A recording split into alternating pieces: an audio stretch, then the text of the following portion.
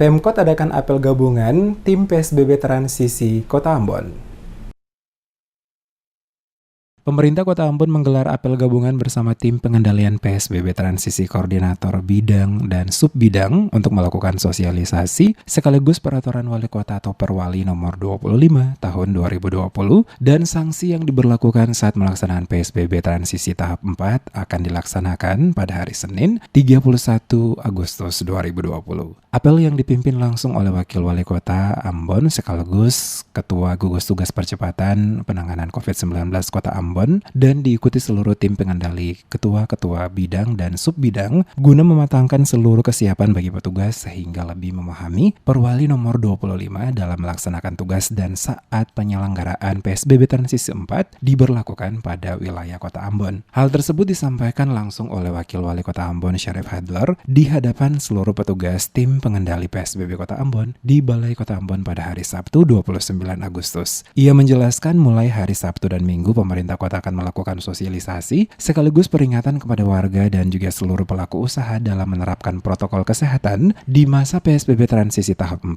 Karena jika ditemukan ada pelanggaran, maka petugas akan langsung melakukan penindakan sanksi tegas. Dikatakan Syarif Hadler selain telah membuat aturan tersendiri dalam PSBB transisi tahap 4 ini, PSBB transisi tahap 4 juga memasuki instruksi Presiden atau Inpres nomor 6 dan instruksi Menteri Dalam Negeri nomor 4 tahun 2020 Junto Perwali nomor 25. Syarif Hadler juga mengatakan inti dari PSBB transisi tahap 4 ini lebih pada sanksi dan tindakan. Untuk itu dimintakan bagi seluruh ketua bidang dan subbidang tim pengendalian PSBB transisi tahap 4 lebih memahami peraturan-peraturan yang dibuat sehingga dapat diterapkan di lapangan saat melaksanakan tugas.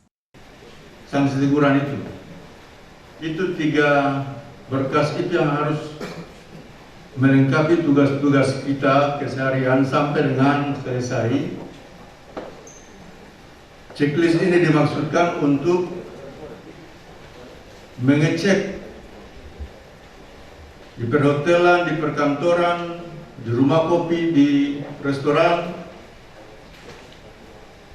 apa-apa yang belum ditaati dalam protokol kesehatan.